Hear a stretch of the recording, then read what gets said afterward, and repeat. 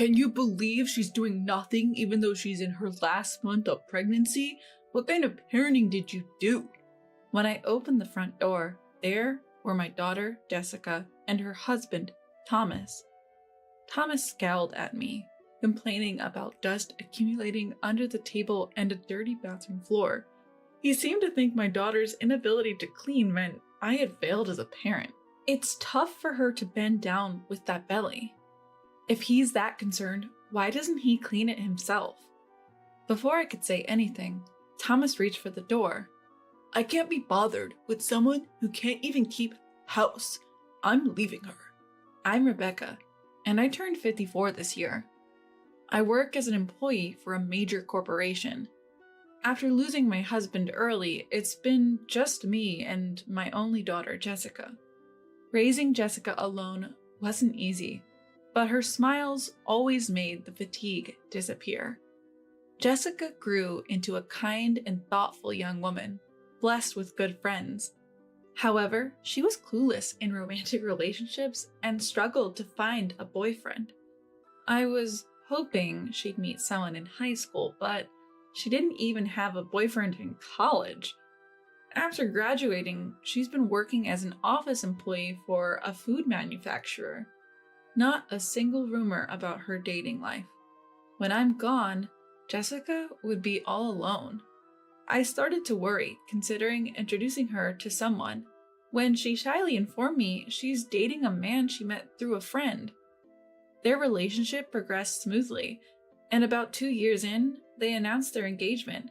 I felt relieved. It's bittersweet to see your only child move out, but the reassurance of her having a family outweighed that. The couple lives about an hour's drive from my house. Thomas is 4 years older than Jessica and a very ambitious man. Thomas often works late or goes out for drinks, citing his career ambitions, leaving all household chores to Jessica. I thought they should share responsibilities, but I refrained from interfering in their lives. Then, about 6 months after their wedding, Jessica invited me to lunch to announce she's expecting. Jessica, who didn't have siblings, always liked children. She used to tell me she wished for a little sister or brother, something I couldn't provide as I had no plans to remarry.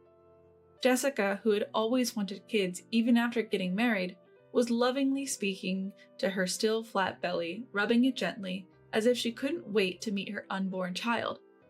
Seeing her like this filled me with joy. If you ever need anything, don't hesitate to call me. I parted ways with Jessica after saying that. Since Jessica continued working during her pregnancy, I made it a point to check in on her regularly to see how she was doing. Around the time she entered her second trimester, I was assigned a big project at work that would result in frequent travel. When I told Jessica about this, she was thrilled for me and told me to focus on my work, assuring me she would be fine. I asked Thomas multiple times to look out for Jessica while I dove into my work. It should be close to Jessica's final month of pregnancy by now. As the project was winding down and work was settling, I called to discuss plans for after the baby arrives. To my surprise, it was Thomas who answered the phone. Hey, Rebecca. Good timing. Jessica's pretty useless and in the way, so I'm gonna bring her over to your place. What? What do you mean? Before I could get an answer, he hung up. An hour later, my doorbell rang. Opening the door, I found a disheveled Jessica standing there next to Thomas. Jessica! I was shocked at how much my daughter had changed. She didn't even have the strength to smile. Dark circles under her eyes, her hair, nails, and skin all dry. She looked nothing like a woman in her 20s. Her fingers were cracked and bleeding. Her expression was dark, her gaze fixed on a single point. How could she deteriorate so much in just a few months? I let them in and had them sit on the couch. Since Jessica was in no state to speak, I demanded an explanation from Thomas. Thomas, why is Jessica like this? And then Thomas, without a hint of embarrassment, looked surprised and said, Wait, are you blaming me? She's the one who slowed down because of her big belly. You know, Housework is a woman's job, and she even lied about feeling sick to get out of it. I was incredulous. You were making a morning sick Jessica do all the chores? Morning sickness isn't a disease, you know. She even asked me to help with the chores while I've been working all day. Anyhow, she's in the way and not doing her chores, so please take care of her until she gives birth. That's when I realized this man had no understanding of pregnancy or fatherhood. I couldn't leave my precious daughter in his care. Fine, I'll take her in. I can't trust you to care for her. Yes, when I told Thomas, he retorted, Look, if your daughter is such a mess, it's because you failed to raise her properly. With no father around, she doesn't even know how to treat her husband. I'm the one suffering here. Once the baby's born, come pick it up. Meanwhile, please re-educate your daughter, Rebecca. Before Thomas left, he stated he wanted me to fix my daughter's upbringing by the time the baby comes. Then, he just left Jessica and walked away. The nerve of that man! I deeply regret letting Jessica marry him. Jessica sits there, looking down like a doll. First, I need to make her feel secure. So I went to the fridge, poured milk into Jessica's favorite cup with a bit of sugar, and warmed it up in the microwave. Be careful, it's hot, I told her as I handed it over. Upon sipping the warm milk, Jessica broke into sobs, tears flowing freely. I sat next to her, rubbed her back, and listened to her story. Thomas was ambitious and continued to attend work parties even after Jessica became pregnant, leaving her alone. Whenever she needed something, he wouldn't lift a finger to help. He even demanded she do housework when she was feeling ill from the pregnancy. Hey, get up! You've been lounging around. You haven't done the dishes or laundry. Sometimes he would even bring home colleagues after a night of drinking and force her to cook and clean for them. I clenched my fists, furious at how my pregnant daughter was being treated like a servant. Jessica told me she didn't want to jeopardize my career, so she endured it.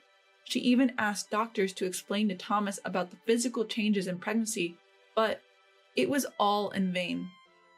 Her in-laws lived far away, only accessible by flight, so she couldn't rely on them either. She had always put others before herself. I hugged her and said, From now on, it's okay to prioritize yourself, Jessica. If you're struggling, don't hesitate to ask for help. I'm sorry for not realizing sooner. With that, I gently stroked her head. Mom, thank you. And then she broke into childlike sobs. A few days after Jessica came to stay, her emotional state became increasingly unstable as her due date approached. When I returned from work, the house was clean. Even when I told her to rest, Jessica would continue doing chores. She'd even attempt to move heavy mattresses or change burnt-out light bulbs. At times, she tried to pack her bags and go home, fearing her husband's wrath. I thought she might need counseling, so I went to our neighbor, who used to be a therapist, to ask for a recommended clinic. Lisa, hello, do you have a moment? I need to talk about my daughter. Welcoming me into her home, Lisa listened to my story. I shared Jessica's situation with Lisa and her husband Kevin and received recommendations for a good clinic. Jessica had been feeling off too, so she started visiting the hospital. Lisa and her husband were concerned about Jessica, so when I was at work, Lisa would stop by to check on her. Thankfully, Jessica started to recover and smiled more like she used to. When the due date came, I took Jessica to the hospital. As her contractions began, I rubbed her back and wiped her sweat, encouraging her all the way. As the contractions grew closer, I watched Jessica walk into the delivery room. I sat in a chair, restless and eager until I heard the baby's cries. A nurse informed me that both mother and child were healthy, a relief to hear. When I went to see them, Jessica was holding our sleeping baby in her arms. I was angry at Thomas, but I still let him know that a healthy baby girl had been born. Then immediately entering the hospital room and seeing his newborn, Thomas blurted out, Yuck! Babies look like monkeys. Not cute at all. Jessica, you're not even wearing makeup and just lying in bed. You're so lazy. Put some effort into how you look. You're a woman. Just as I was about to retort, the nurses and doctors who heard him lost their temper. They surrounded Thomas, shouting, "Are you even a husband? Your wife just gave birth risking her life and she's exhausted. Can't you say something nice?" But Thomas, visibly irritated, shot back, "Shut up. My mom was working even right after giving birth. This is clearly laziness." I've never heard of a woman working immediately after childbirth, and there's no way he could remember that. Something must have twisted his memory. It makes sense he wouldn't know, given he's never shown interest in pregnancy or childbirth. Thomas stormed out and didn't even show up on Jessica's discharge day. No signs of him coming to pick her up. Concerned about sending Jessica back to him, I told her she could stay with me, but Jessica wanted to go home, saying it was unfair to the child to grow up without a father. Reluctantly, I called Thomas to see if he would pick her up. He replied, "I'm busy with work, so please take care of things there. I don't want to lose sleep because of a crying baby." He hung up right after that. I brought Jessica home, suggesting she stay until she got used to parenting. Thomas hadn't bought any baby essentials, so we went shopping to set up a nurturing environment. Thomas hadn't even thought about a name because he was so focused on his work, so Jessica and I chose one. We named the baby Sarah. Our neighbors Lisa and her husband knew the situation and helped with childcare, so Sarah grew up well. About 3 months after Sarah's birth, Thomas showed up without any notice to pick up Jessica and Sarah. "Hey, I'm here to pick you up. Hurry up, you're always so slow," Thomas yelled from the front door.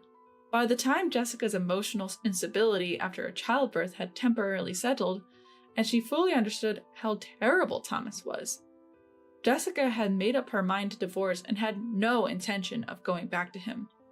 From behind the door, she said, "I won't be controlled by you anymore, and I'm not coming back home. I'll mail you the divorce papers, so sign them." Thomas yelled back, "Are you kidding me? In today's world, a man with a wife and kids is more likely to succeed. What's the point of being married to you if we divorce? I'm never getting divorced."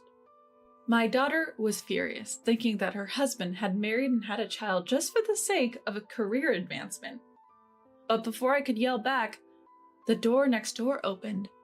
Hearing Thomas's loud voice, our neighbors Lisa and her husband Kevin stepped out of their home.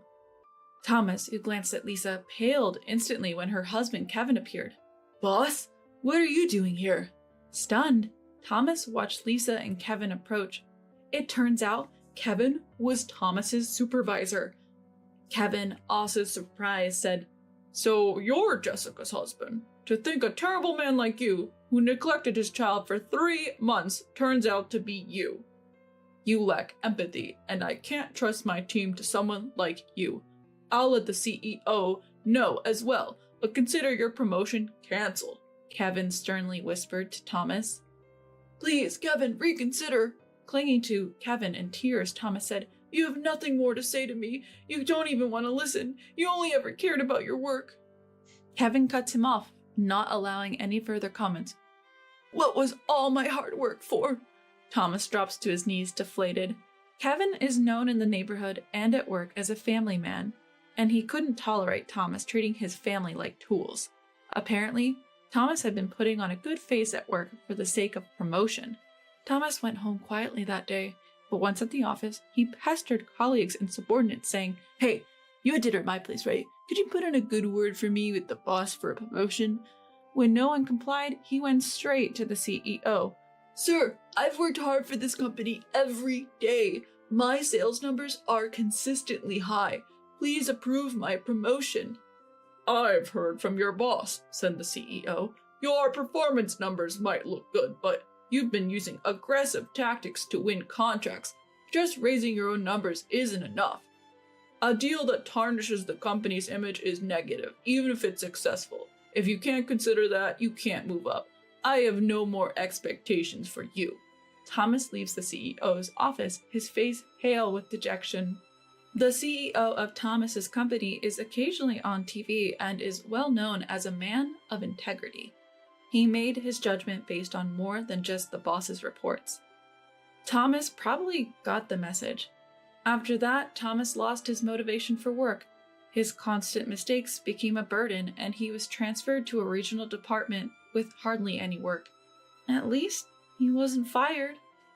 After his transfer was settled, Thomas repeatedly came to our house saying, "Jessica, it was my fault. I want another chance. I want to see Sarah. I'm her father, right?" Both Jessica and I ignored Thomas, but when he became too persistent, Kevin warned him that he would report him to the CEO, which would get him fired. After that, we didn't see him anymore. It must have been shallow affection after all. When Kevin found out that Jessica was having trouble getting her divorce accepted, he referred her to a top-notch attorney. The divorce was finalized smoothly, and she was even able to claim compensation for emotional distress. Thomas got transferred and seemed to be living a quiet, lonely life in a rural area. I heard this from Kevin. He said the last time Thomas came into the office, he looked unrecognizable. His shirt and suit were wrinkled. He'd grown a beard, and he had lost a lot of weight. In the small town Thomas moved to, you can't easily visit a dry cleaner or a convenience store without a car. Whether he's trying to save on gas or just can't be bothered, if he doesn't use these services, he'll have to fend for himself. Thomas never lifted a finger to help with housework, always saying it was a woman's work. So he probably doesn't know how to do anything for himself. He should regret treating Jessica like a servant when he's there all alone. Maybe Thomas thinks he has lost everything since the divorce and losing custody. He even started to forget the child support payments he promised to make to Sarah. If Jessica calls to remind him, he apparently tells her how hard his life is, almost in tears. I advised Jessica to inform her lawyer, and as soon as she requested the child support through legal channels, it got paid. So far, we've heard nothing from Thomas about wanting to see Sarah. If Sarah wants to, we'll reach out, but Jessica and I agreed that we would pour lots of love into raising her into a fine adult, even without a father around.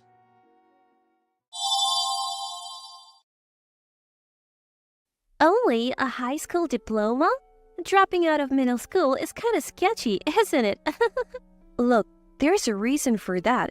No need to explain. Our worlds are just different, okay? You don't have to put it like that. I'm married, 33 years old. I have been married to my husband David for 10 years. We have a first-grade daughter named Betty, making us a family of 3. I have loved drawing since I was a kid, and now I work in the arts. Currently, I'm pregnant with our second child. As my belly grows, each day becomes increasingly challenging. Despite his busy schedule, David tries to come home early. He even takes time off work to handle chores and childcare for me. Life was good for our little family, but something started bothering me recently. We live on the first floor of a high-rise apartment building. The other day, while coming back from shopping, I saw a woman moving into our building. Turns out she's Emma, a classmate from middle school. I hadn't seen Emma since a get-together right after middle school. When she noticed me, she said, "Wait, Mary? You live here too?" "Yeah, what about you? Moving in today?" Apparently, Emma had just moved into the building. Her face fell when she realized I was also a resident. Living in the same high-rise as a dropout? Unbelievable.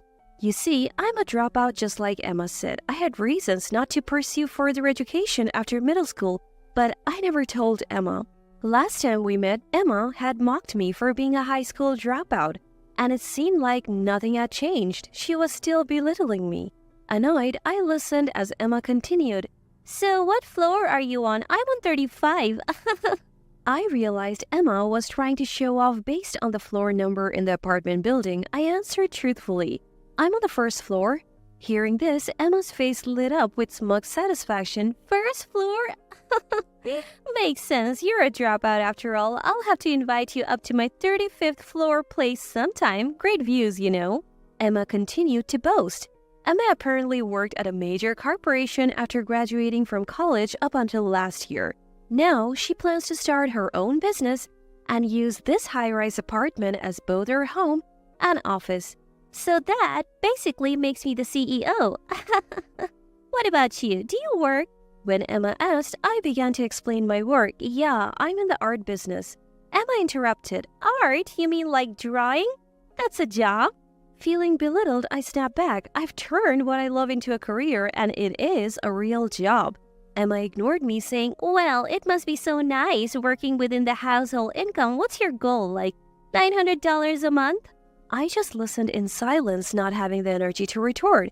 People like you who dropped out live in a different world from elites like me. Just then, David and our daughter Betty, dressed in work clothes, walked up. "Mom." "Oh, Mary, do you know each other?" When David spoke to me, Emma looked up and down and laughed. "Is this your husband in work clothes?" Feeling insulted, I finally snapped back. "Why are you laughing? That's rude." Emma continued unapologetic. "I wasn't laughing. He's just the type I would expect for a dropout like you. Two-income family on the first floor. He must not make much either." Finally, I had enough of Emma's rudeness. "How dare you say that about my husband? Apologize." Emma laughed and said, "Why would I apologize? By the way, are you pregnant?" It was then she finally noticed my pregnancy. "Yes, I'm 7 months along." "Must be tough financially with another child on the way." "Can you even afford to live here?" I didn't want to hear any more of Emma's snide comments. I grabbed David and Betty and headed home. Emma called out after us, "See you. Come up to the 35th floor if you ever want a good view." But I ignored her and went inside. I couldn't shake my anger at Emma all day. Why did she have to say those things? That night, after Betty had gone to sleep, David asked me what had happened. I told him about Emma, how she had made fun of me for being a dropout and belittled my work. David's face turned red and he seemed even angrier than I was. David knew about my past, including the fact that I dropped out of school and chose to marry me with a complete understanding of who I am. We decided to keep our distance from Emma since the anger towards her didn't seem to subside for a while. Luckily, we didn't run into Emma for a month, allowing us to live our lives peacefully. Then one day, we received a postcard for a school reunion. I still get along well with my middle school friends, so after getting a few messages about meeting at the reunion, I decided to go.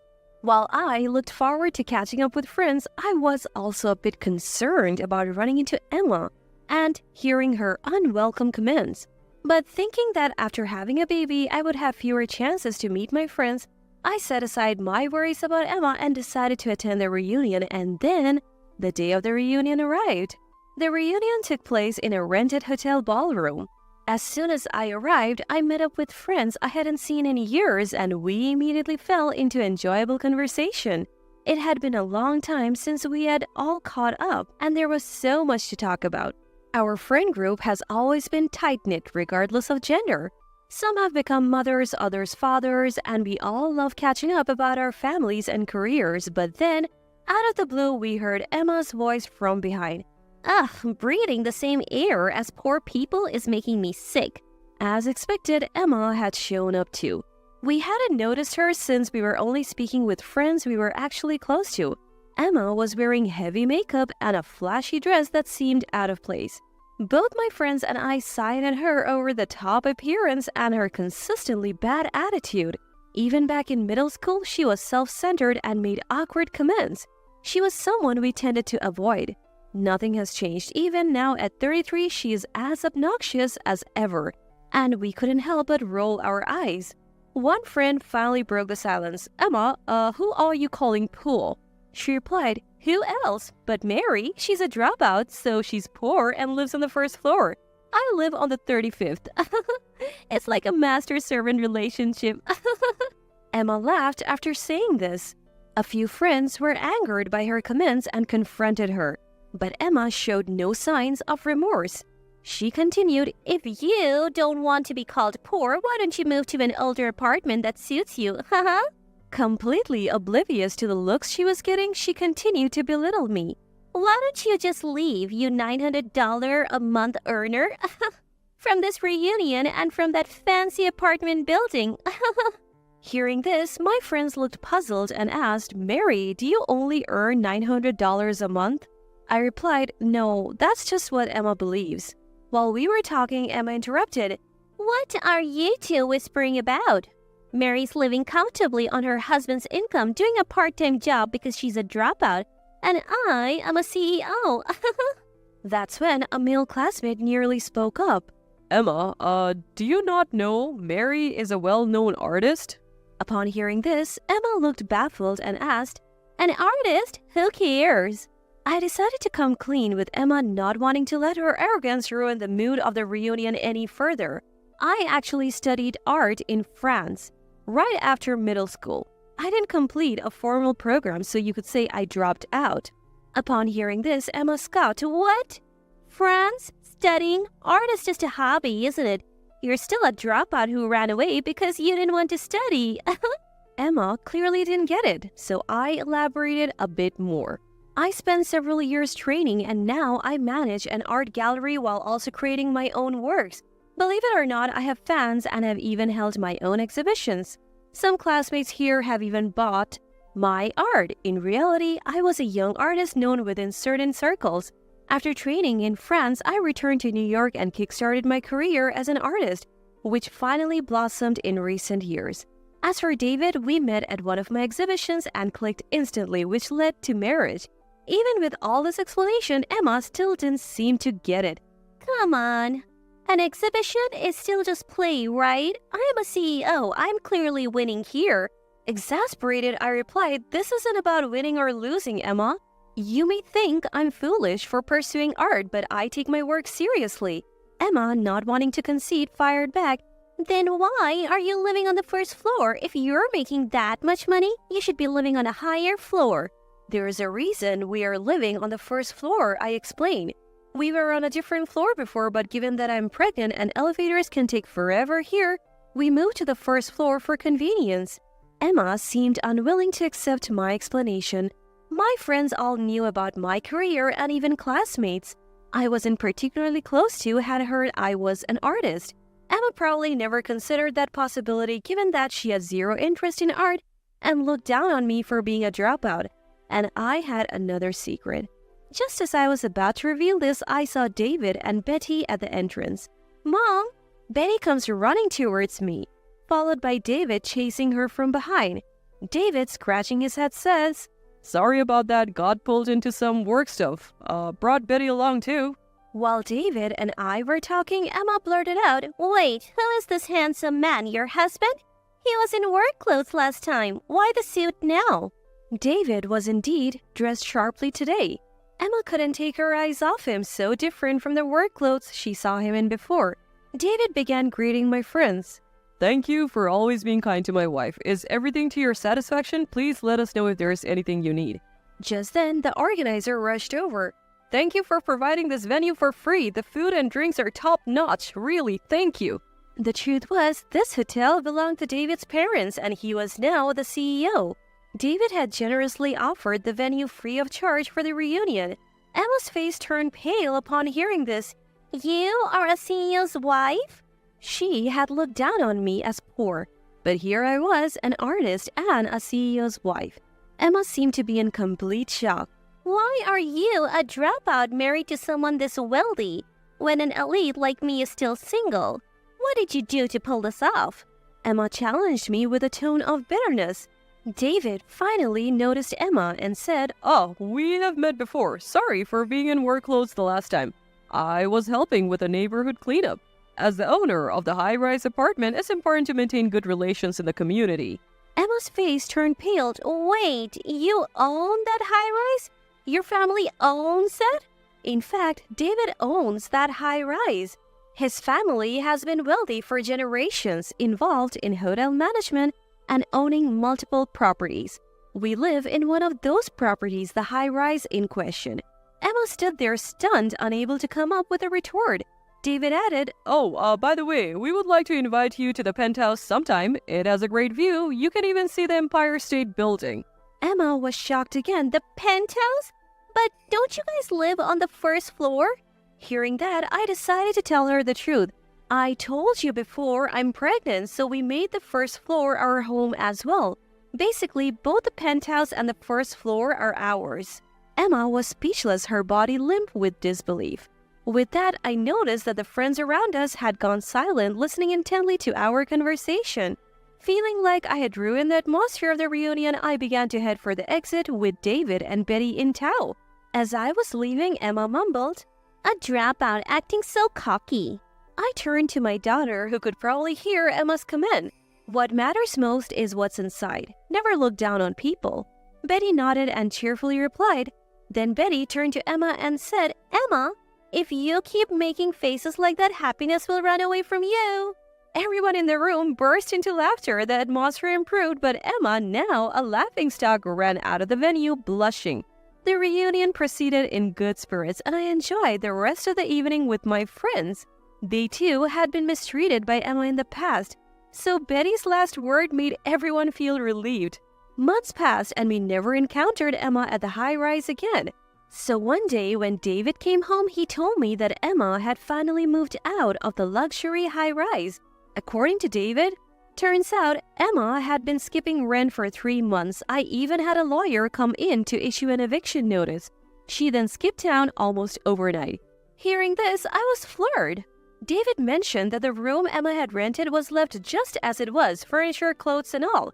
Apparently, she took her expensive stuff and computer but left everything else as it is. At first, I suspected something shady, but soon after, I got an update on Emma from a friend. Turns out Emma was pretending to be a successful entrepreneur, but in reality, she was practically jobless. She had some savings from her corporate days, allowing her to live comfortably for a while. But of course, that lifestyle couldn't last. She couldn't pay the rent anymore and had to move out. She didn't even have another place lined up, so she left her furniture and clothes behind because she didn't have the money to dispose of them. Learning the truth, I was thoroughly disgusted by how Emma remained a burden to others till the end.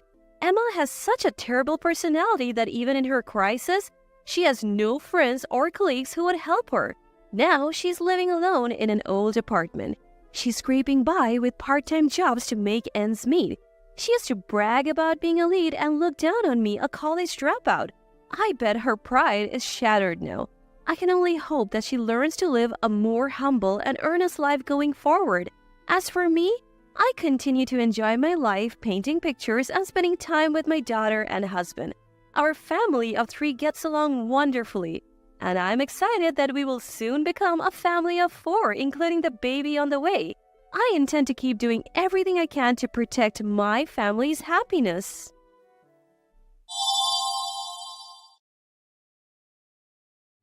Leave everything and get out of this house. I'm taking it, furniture and all.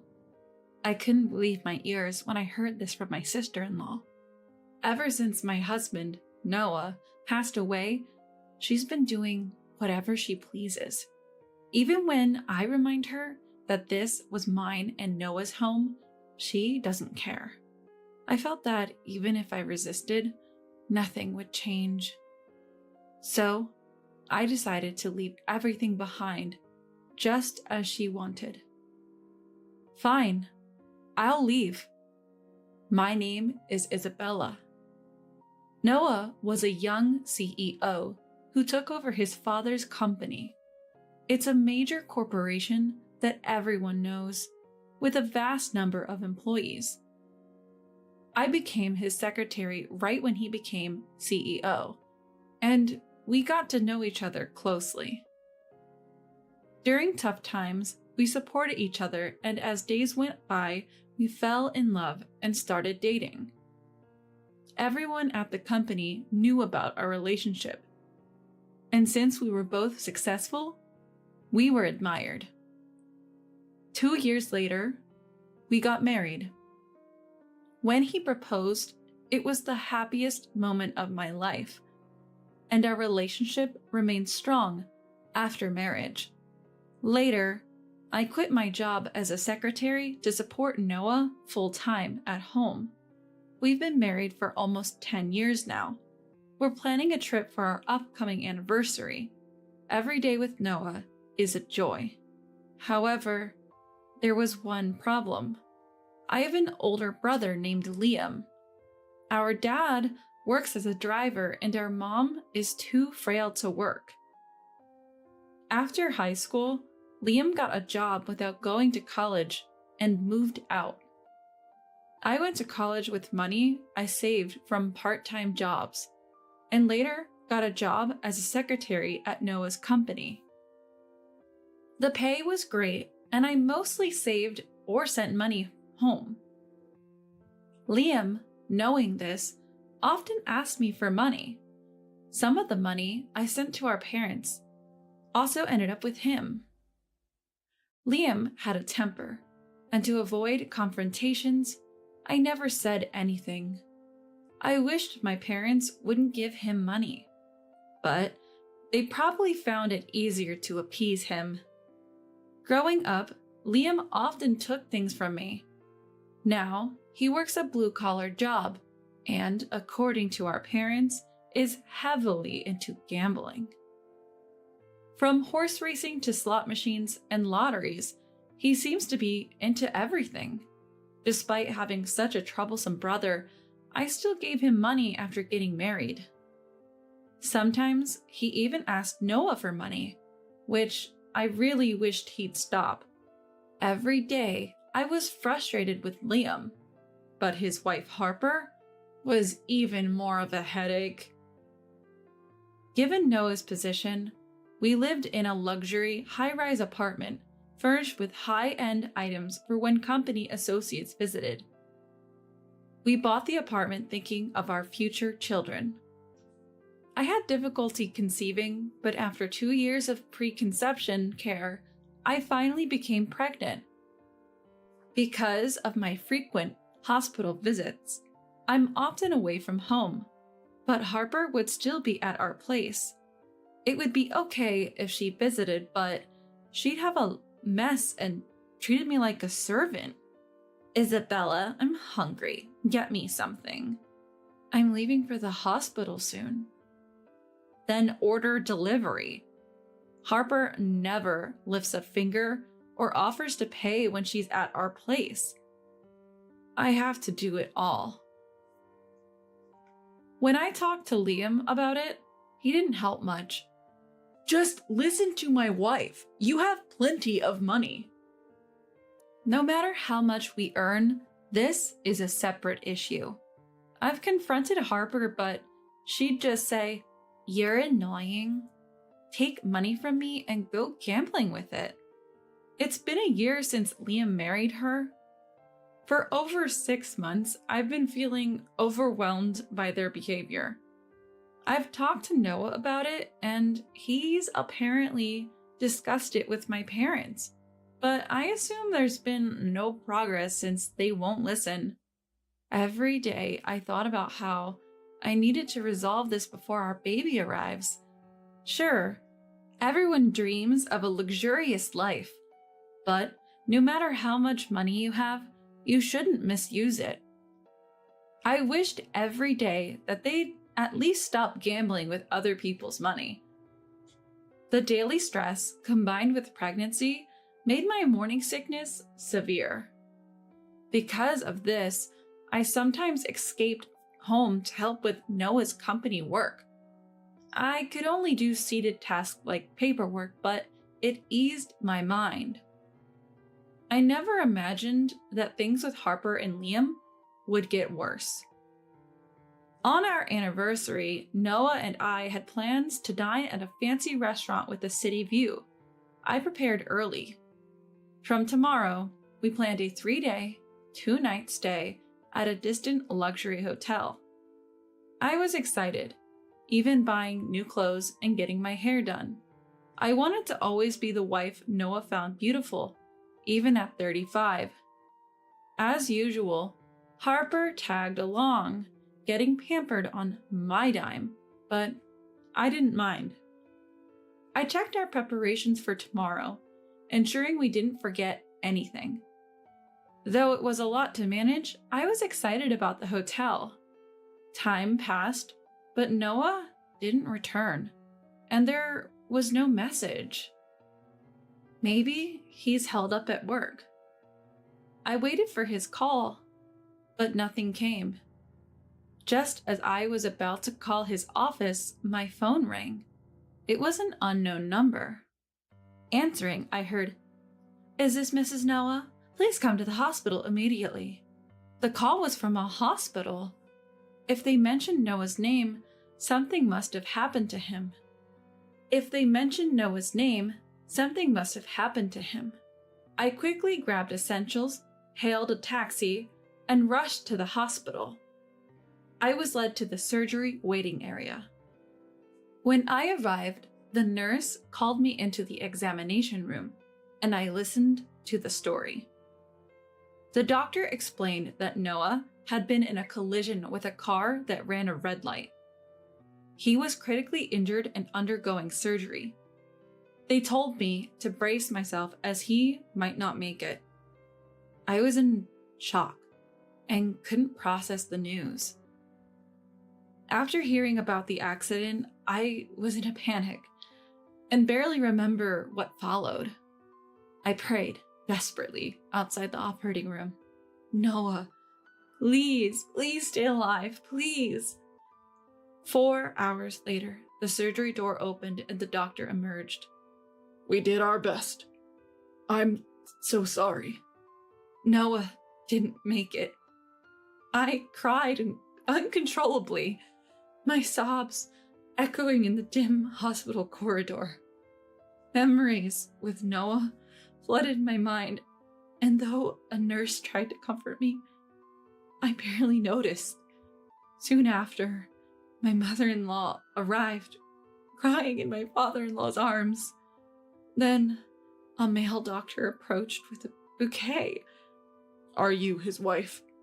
Mr. Noah wanted you to have these when he was brought in. Apparently, Noah was conscious when the ambulance arrived and asked them to bring the flowers from his car. He insisted they be given to his wife before losing consciousness. The bouquet, slightly damaged from the crash, was still a beautiful bunch of roses. Tucked within was a note. Isabella, thank you for being by my side for 10 years. I'm always grateful. Please take care from now on. Reading the letter, I hugged it close and I cried even more. That night, my mother-in-law stayed by my side, but my heart was still shattered. The first night without Noah was unbearable, and I couldn't sleep a wink. The next morning, I felt no better, but my mother-in-law reminded me of my pregnancy. So I tried to rest a bit. When I woke up, I felt a kick from the baby inside me, bringing me back to reality. This child is mine and Noah's, and it's about to be born. It's as if the baby kicked to tell me to pull myself together. So I whispered a promise to Noah that I'd protect our child and live strongly. I washed my face with cold water and tried to fix my tear-streaked face. A few days later, after discussions with the family, we held Noah's funeral. Many attended, including family, colleagues, and business partners. But amidst the mourners, one person stood out. Why should I wear mourning attire? It's so outdated. Harper was dressed in a flashy party dress, completely out of place. Many looked at her with disdain, but she seemed unfazed. She even started flirting with some of the business executives. It was clear she was after their money. After the funeral, my mother-in-law called a family meeting about Noah's life insurance. She believed I should receive everything, but some family members thought it should be shared. Harper and Liam joined the discussion. Shouldn't the insurance money go to Liam, the eldest sibling? Harper's argument seemed driven by her own desire to get a share. She even said, Isabella probably has enough savings. She doesn't need it. I sighed at Harper's audacity and confronted her about her inappropriate attire. No matter the reason, you two won't see a dime of that insurance money. And your attire? Hardly fitting for a funeral. As I spoke up, the surrounding family members shot icy glares at Harper. Feeling the tension, Liam and Harper quickly left the scene. For Harper, this was the first time meeting many of the relatives. But her first impression? Absolutely terrible. What's the big deal? Harper, clearly irritated, stormed out with a flushed face. Seeing her like that, I felt a bit of satisfaction. always being taken advantage of, today felt like a small win. I hoped she'd realize she can't always have her way. But that hope was short-lived. The matter of Noah's insurance would be discussed later, and days went by. After the confrontation at the funeral, Harper disappeared. She was probably gambling away, angry at me. A week passed without seeing Harper, and it felt like a peaceful break. One day, I had to visit my mother-in-law's house. After finishing my errands, I decided to shop before heading home, but as I approached my house, I noticed the lights were on. Thinking it might be a burglar, my palms got sweaty. I tried to stay calm, turned on my phone's recorder, and attempted to unlock the door, but the key wouldn't fit. After multiple attempts, I rang the doorbell. Harper's voice responded. "What are you doing? Open up!" She opened the door. Glaring at me in her casual clothes, she had changed the locks while I was at my mother-in-law's house. It seems that she waited for me to leave and changed it during that time. Then she said something shocking. "I'm taking this house with everything in it. Leave everything and go." I couldn't believe my ears. However, the words that come back are exactly the same as what I heard. "This is Noah's and my house. You should leave. You don't have a husband anymore. The house is too big for you. I'm doing you a favor." I remembered I was recording the conversation. If I continue to resist, I will be weaker and lose. I decided to back down for now and use the recording later.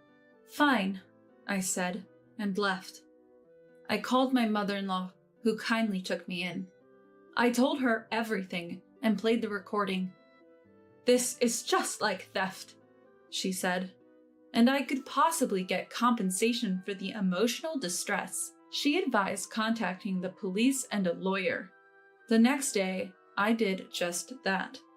The lawyer confirmed it was a case of theft and that I could get compensation. I updated my mother-in-law on everything. My parents knew about the situation but seemed to have given up on Liam. The audacity of trying to take a home from a pregnant woman is beyond belief. I wrapped my arms around my mother-in-law, who was embracing me, holding her tightly. After a moment, she pulled away, looking deeply into my eyes. "Speaking of the insurance money, I really wanted you to have it, Isabella. Noah wanted that too." With that, she handed me an envelope. Inside was a letter. A quick glance, and I recognized Noah's handwriting, tears forming in my eyes. The letter was his will, written in case anything ever happened to him. Given his position as a CEO, he probably wrote it knowing the unpredictability of life. The message was clear. All the insurance money and his savings should go to me and our unborn child. Regarding the company, he mentioned that I might need to work if he wasn't around. He hoped I'd take over the business and become the CEO. But with a child on the way, he also suggested I could take a break and trust the company to a reliable employee. I wasn't immediately sure about taking over the company, but having observed Noah's work closely, I felt it was possible. Reading the letter, I felt Noah's presence more than ever and cried for a while. Once I composed myself, I told mother-in-law I agreed about the insurance money, but needed time to think about the company. She offered to let me stay with her for a while, and I gratefully accepted, heading to bed and falling asleep quickly. The next day, following mother-in-law's advice, I contacted a lawyer, visited a law firm, and then the police station. I had done some online research, and as expected, it was treated as theft. The lawyer assured me he would claim compensation. I finished all the procedures that day and shared everything with mother-in-law. She had already informed other family members about the recent events. I also spoke to my parents, but they seemed resigned, saying they didn't want anything to do with Liam anymore. I didn't want to see such parents anymore, so I just waited for the police to contact me. A few days later, I received a call from the police. "We're headed to your previous residence now. Is that okay?" I quickly agreed and followed them to Harper's place. I waited in a parked police car nearby. The police rang the doorbell and knocked. Upon seeing the police, Harper's face turned pale. "Sorry, ma'am, we're with the police. You're under arrest for theft." But wait, Harper, usually defiant, was speechless and visibly shaken. Liam was also arrested as an accomplice. I had never seen him so terrified. Seeing their reactions gave me a sense of relief. Later, the police and lawyer updated me, and I was able to return home. Apparently, Liam and Harper were evicted from the rented apartment due to unpaid bills, which led them to forcibly take my house. Regardless of their reasons, they should have known better. They didn't seem to understand that what they did was wrong. Hopefully, this arrest will be a wake-up call for them. Of course, they now owe me compensation. I hope they accept this as atonement. Finally back in my high-rise apartment, I called mother-in-law. "Hello, mother-in-law. I've decided to take over Noah's company. It's his legacy." "That's wonderful. Noah must be smiling down on us from heaven." I was determined to continue the legacy Noah had built as a CEO. It felt like the right thing to do for him. With a renewed sense of purpose, I realized I had forgotten something. I approached a photo of Noah and whispered, "I'm home," with a smile.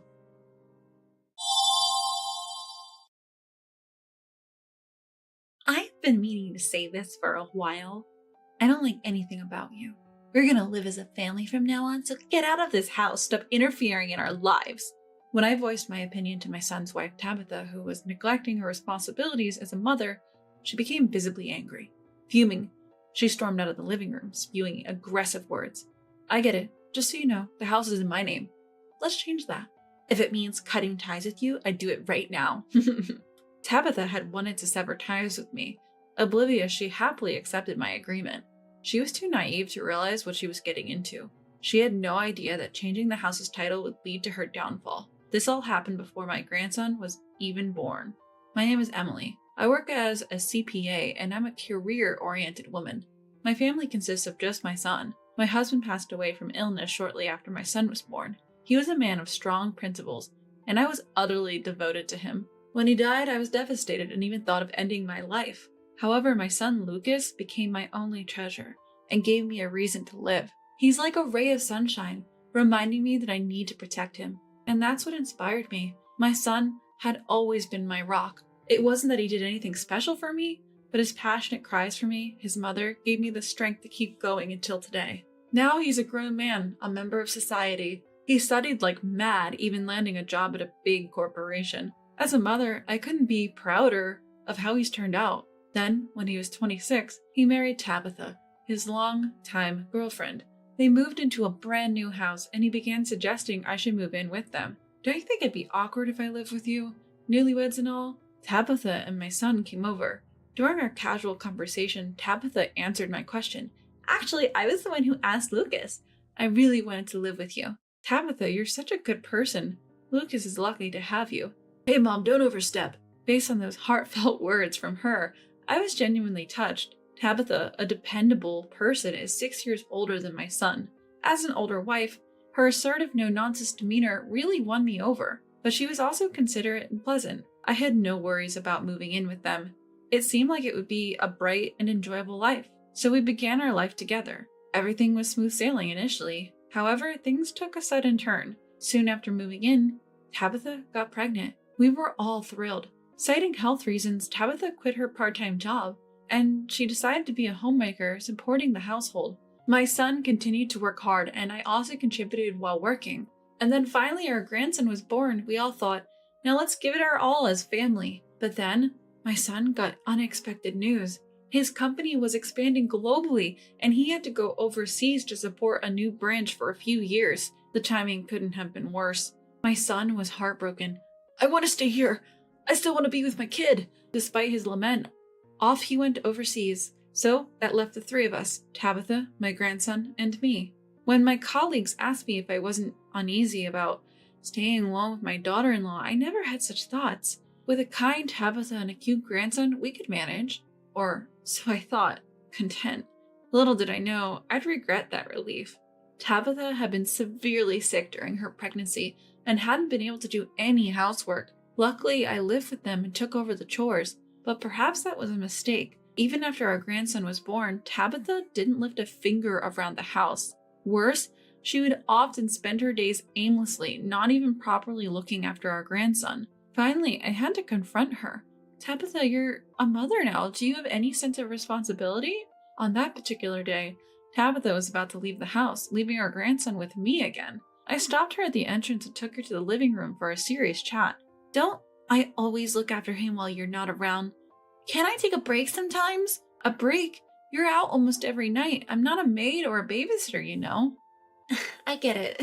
But hearing a baby cry all the time gets to you. Can't I have some freedom? I felt a surge of irritation at Tabitha's scoffing tone, but showing my emotions might only aggravate her more. This was a dangerous path. I couldn't even face my son, who trusted me with his home, if she decided to neglect her duties as a mother. Something had to change. Taking a deep breath, I calmed my emotions. Trying to sound reasonable, I carefully choose my words for Tabitha. Could you maybe go out a bit less often? I have a job too, you know. I can't afford to be out and about every day. I make my request as humbly as possible, attempting to find middle ground, but she just starts laughing at me. Don't act like your job is so draining. I'm the one who's tired from taking care of the child. You're living here because of me, so show some consideration. I later realized she never understood what my job as a CPA entailed. Although I'd explained it when she first joined the family, it seemed she never really got it. Probably assumed it was some run-of-the-mill office gig. This conversation made it pretty clear she thought anyone could do my job. You should be thanking Lucas for even allowing you to live here, so please pull your weight a little. I don't have time to work. I raised an eyebrow at her comment as if she's the one bringing in the money. Our life is financed by my son, her husband. She probably thought otherwise. That was a big mistake. My son's income went straight into savings for our grandson, because I'd offered to support that. The day before going abroad, my son and I had a discussion. I'll cover your living expenses too, Mom. I declined my son's generous offer. Just living together was enough for me to be grateful. I'd handle all the costs, living expenses, mortgage, everything. I let him know that he should save his money for my grandson's future, but telling this to Tabitha might make her uncomfortable. So I had asked my son to keep this a secret. So in Tabitha's eyes, I was just a parasite, contributing nothing to the house and relying on my son. That's probably what she thought. As days went by, Tabitha's attitude became increasingly arrogant, and she started to look down on me more and more. Life went on like this, and by the time my grandson turned 3, I had entered my 50s and started to feel my body deteriorate. I was worried that if this lifestyle continued, I might hit my breaking point.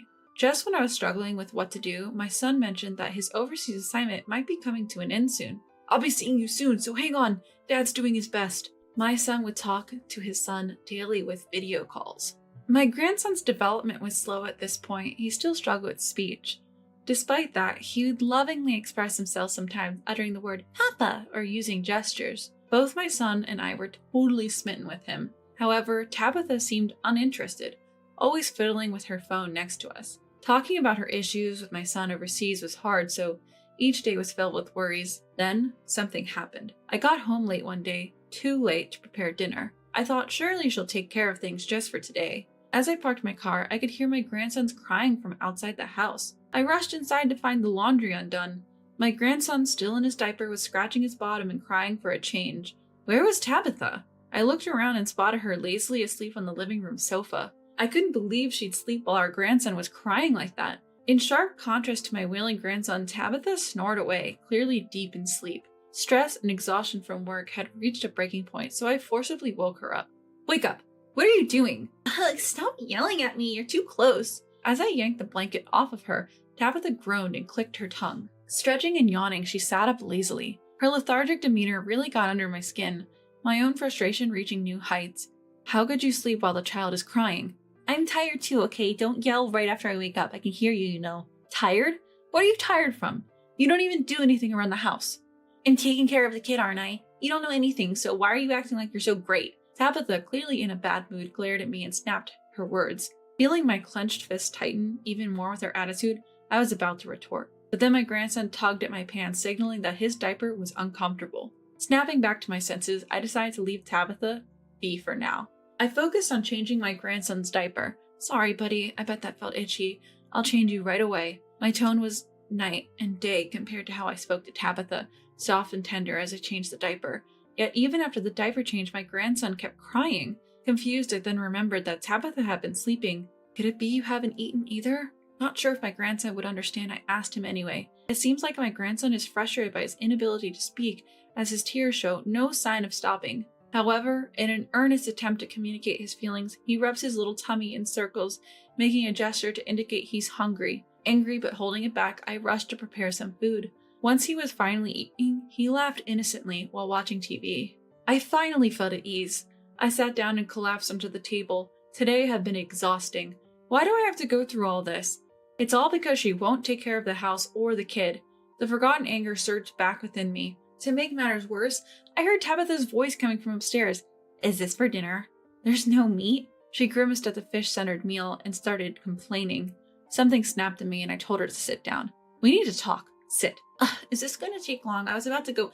Sit down now. I rarely raised my voice, but this time I yelled, causing Tabitha to flinch momentarily. Thankfully, my grandson was engrossed in TV and didn't notice.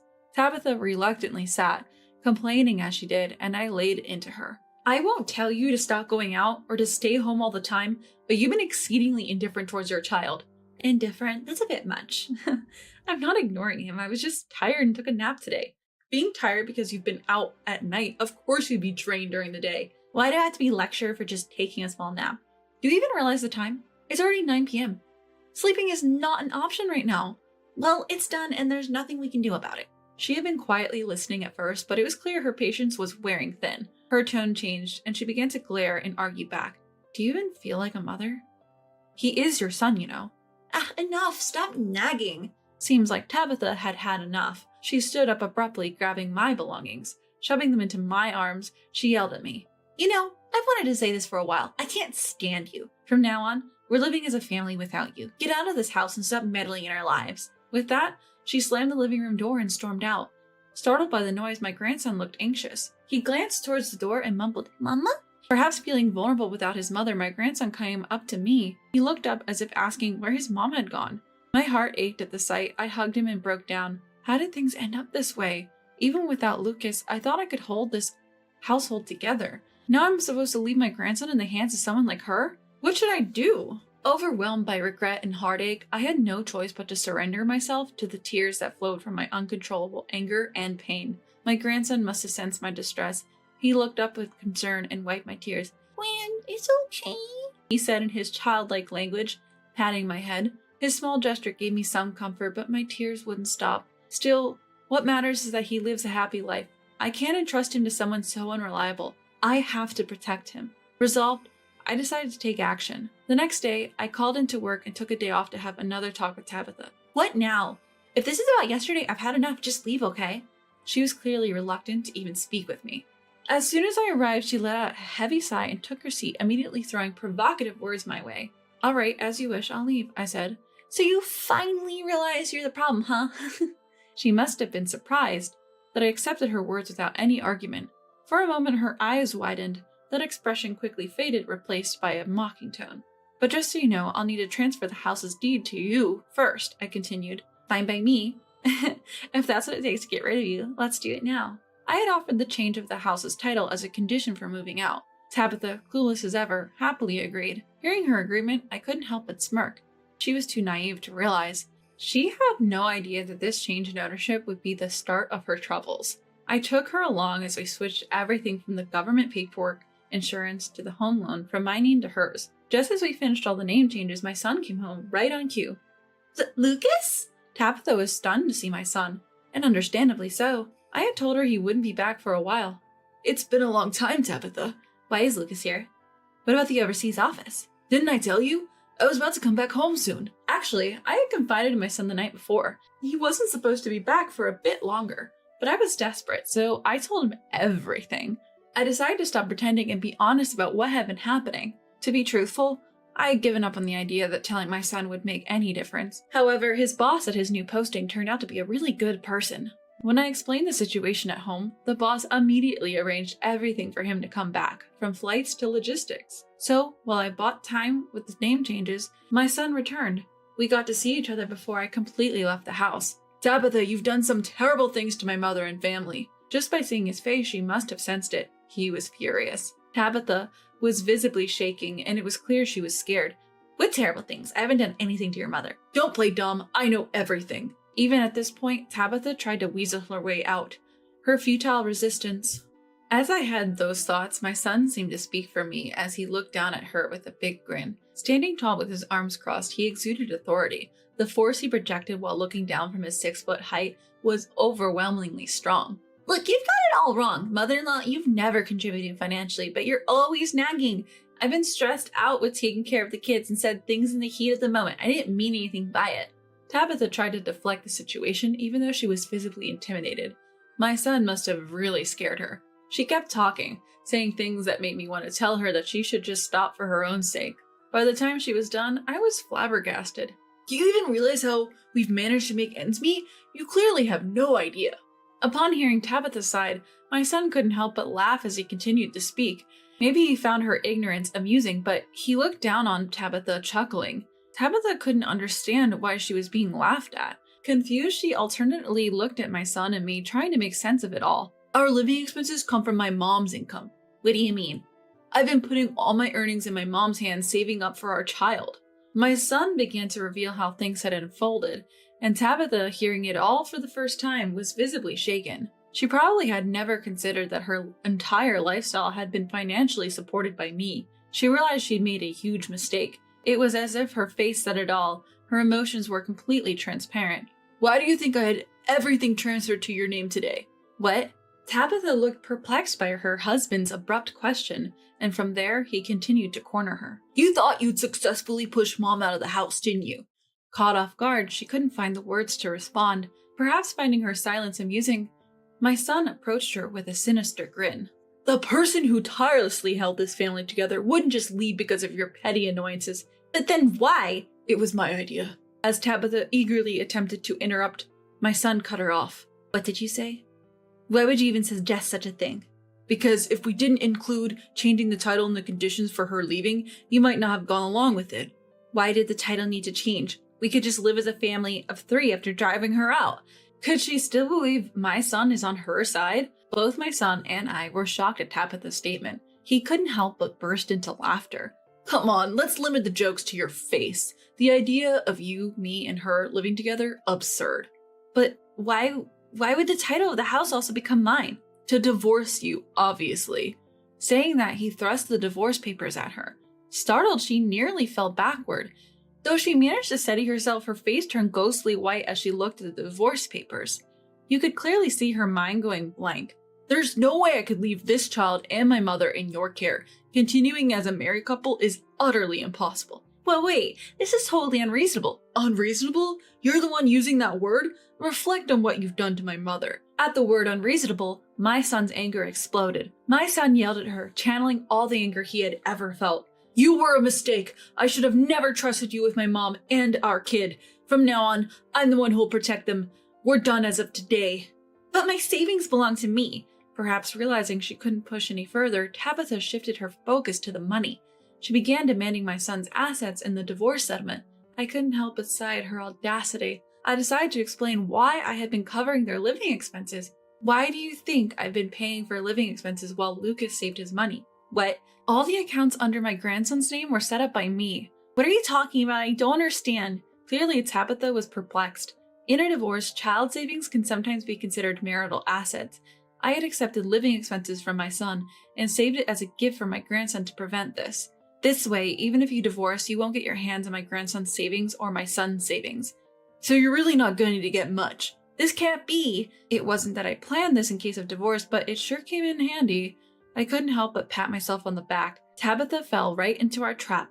She sank to the floor, realizing her world was crumbling around her. "I bet you only married me for my money, didn't you?" My son added more fuel to the fire. "That's not true." Oh, isn't it? I know all about your affairs. Your flings have already confessed everything. You're lying. Tabitha looked shocked and I sighed. How could we not suspect you when you were out every night? We've got all the evidence. Your affair partners even confessed.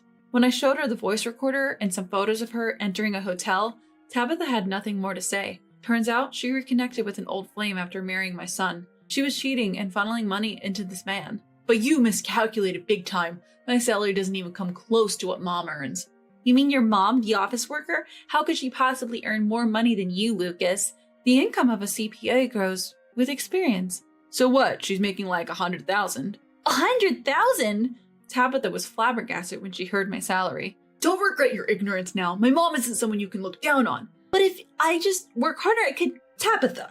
I cut her off. I couldn't stand listening to her any longer and intervened. No matter how much you cry or scream, you can't change the facts. Stop making a fool of yourself. After hearing that, she bit her lower lip, a look of regret on her face. Then, through tears, she begged my son. Anything but divorce. Probably realizing it's tough for a jobless 35-year-old woman to start over. She was desperately appealing to my son for some sort of lifeline. But my family-oriented son wasn't about to let her off the hook. You're gonna pay for this, he said. And he did just that. He filed for divorce, mediation against her unwillingness, and he made claims for emotional damages I had suffered, and even for child neglect concerning our grandson. Thanks to that, she found herself buried in debt. With a home loan still to pay, it seemed she had no choice but to declare bankruptcy. I'm not sure what happened to her after that, but rumor has it she's scraping by on TANF. Time has passed, and now I'm 76 years old. I'm living with my son and grandson, and this spring, my grandson is getting married. I'm marrying a woman who's strong and kind, just like you, Grandma, he told me, his face breaking into a shy smile. Seeing my grown-up grandson, tears flowed down my cheeks as I wished for their continued happiness.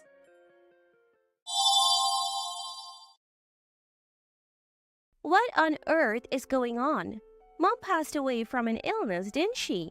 The diagnosis was clear. Yes, she did. There's no doubt Mom was sick. Then why are the police here? My name is Catherine. I'm a 36-year-old housewife primarily focused on homemaking and childcare. I also work a part-time job 3 days a week. My husband Albert is a school teacher. He's strict with our children's discipline, but he's a wonderful dad who cherishes our family. We have 2 kids, a 5-year-old daughter and a 3-year-old son. They're at ages that require a lot of attention, so every day is hectic. But I have a strong ally in this journey of parenting. My mother-in-law, she lives nearby and is always there for us. She actively helps with the kids, which is a huge relief. I rarely visit my parents since they live far away, so I rely heavily on my mother-in-law. She always welcomes me with a warm smile, and I adore her for that. However, a change came into our harmonious relationship. My father-in-law's retirement at 65, he retired from his job. He had always been dedicated to his work, and now he seemed lost without it, staying at home all the time. To be honest, I didn't know him well. Unlike my mother-in-law, I rarely saw him, and when I did, he was always quiet, mostly reading the newspaper. But after his retirement, I was taken aback by how controlling he became, always keeping an eye on my mother-in-law. It might sound harsh to say he was watching her, but that's how it appeared to me. He would criticize the way she washed dishes or folded laundry. I couldn't help but think, if you have so many opinions, why don't you do it yourself?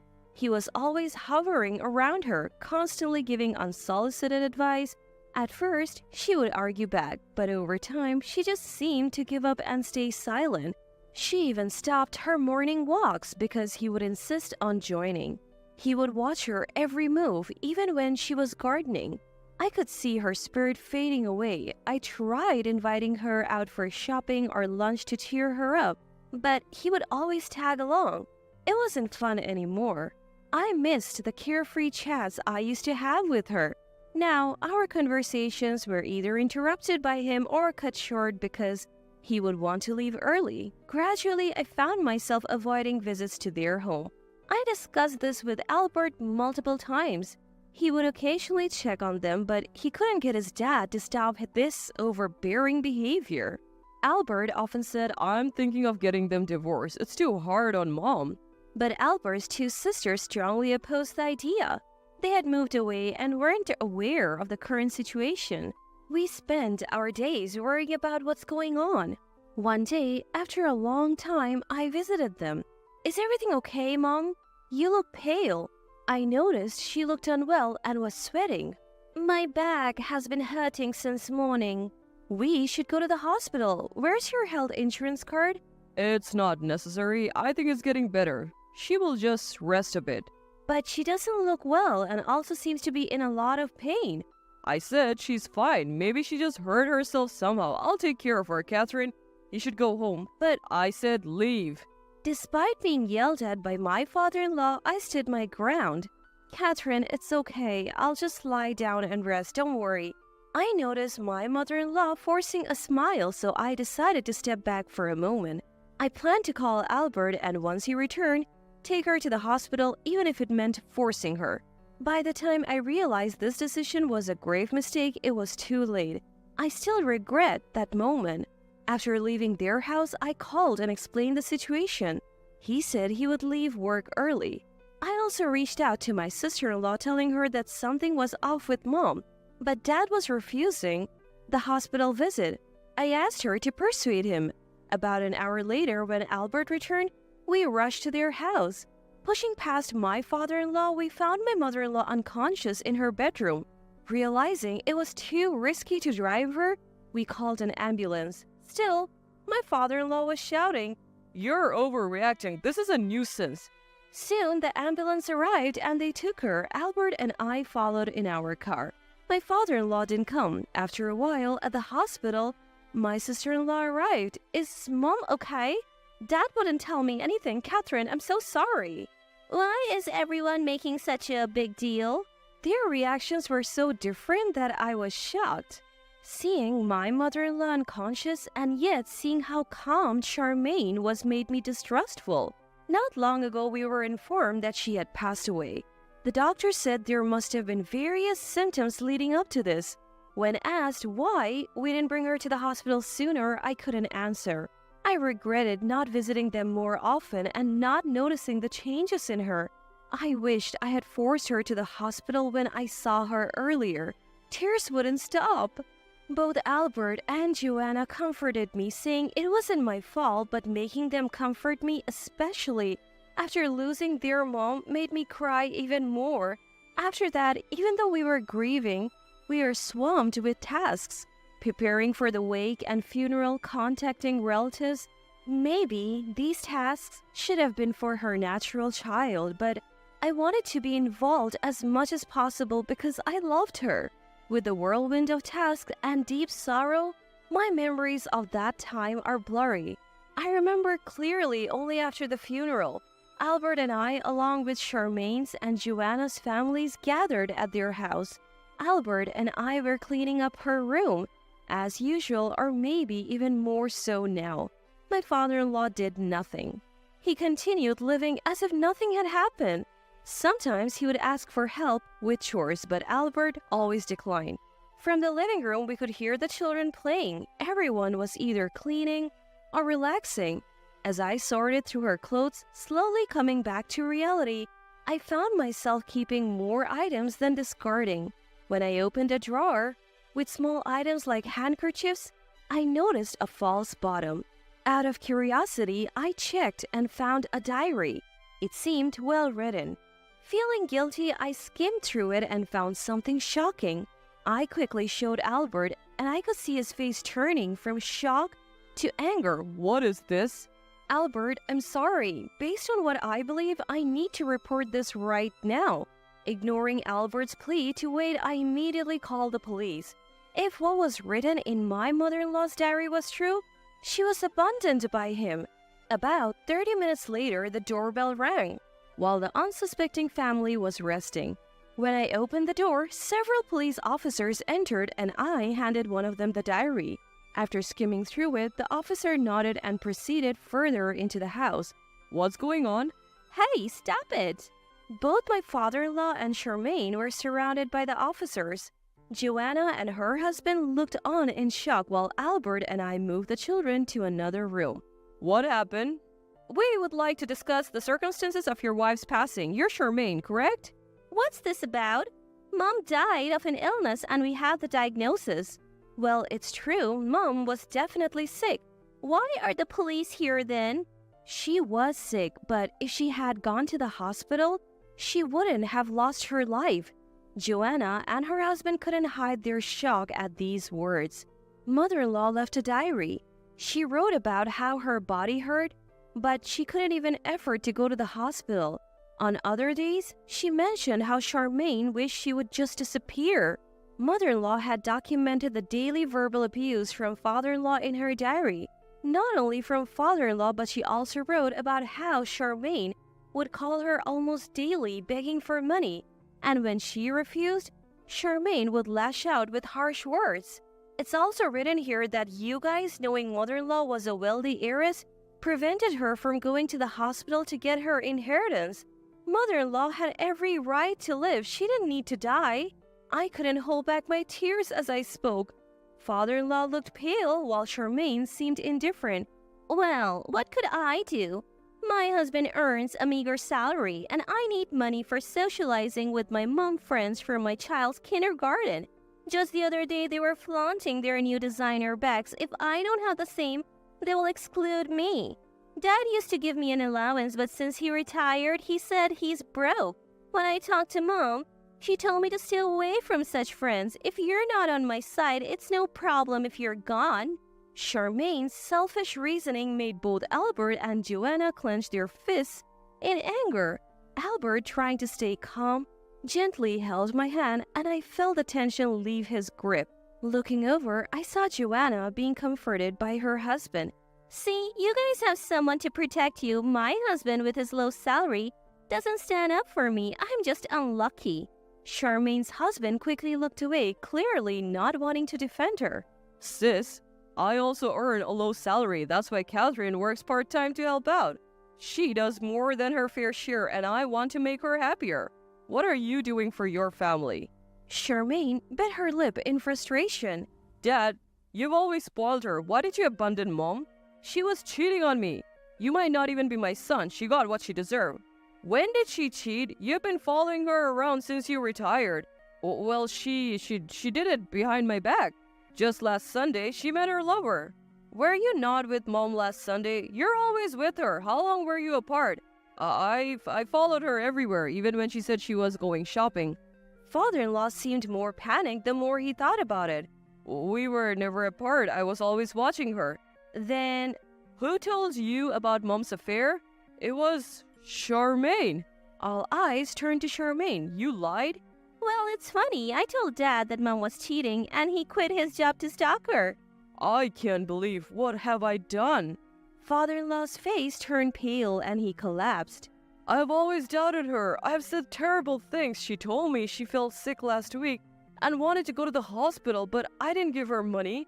I believed Charmaine when she said Mom was faking it to meet her boyfriend. With a weak voice, father-in-law broke down in tears.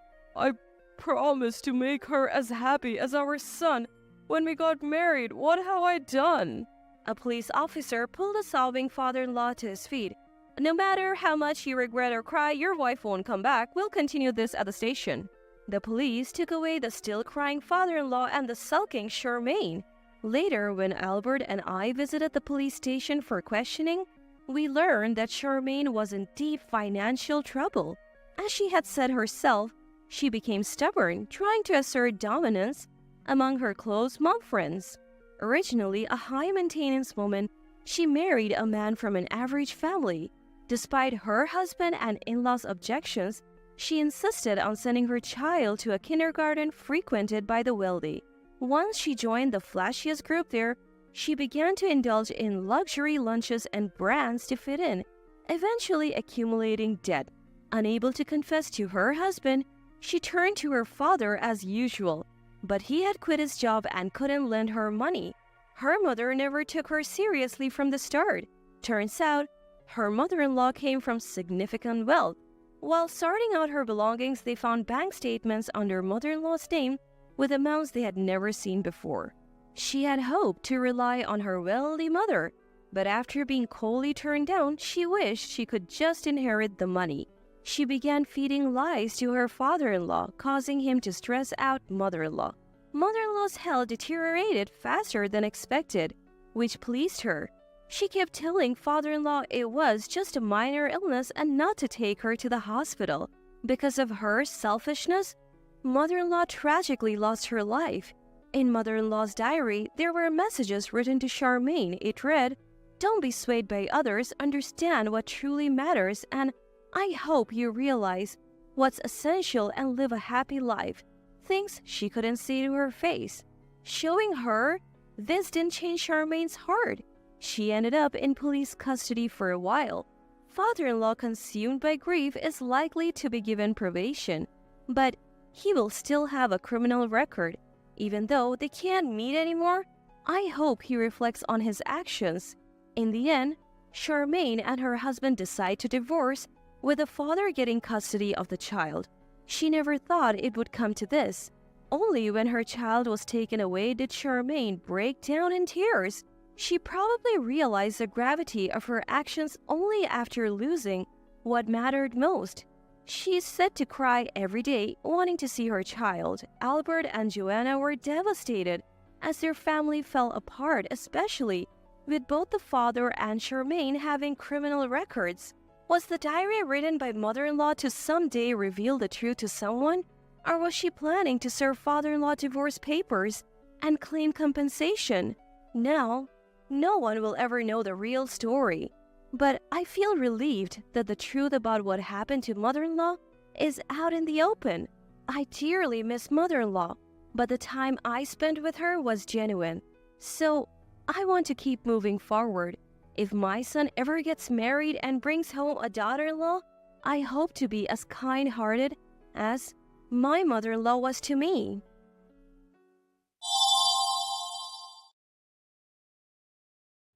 I'm Chloe. After graduating from college, I worked as an office employee. In my student years, I went to an all-girls high school and didn't have much opportunity to interact with guys. The only relationship I had was with Mason, whom I met through a friend. Mason worked for a major corporation. He was incredibly good-looking, like a celebrity, and had great style. I was head over heels for him. Then came a day when I knew I absolutely wanted to marry Mason. While waiting for Mason, who was late to our meeting spot, I received a call. Following the voice on the other end, I turned around to find Mason standing there with a big bouquet of roses. "Will you marry me?"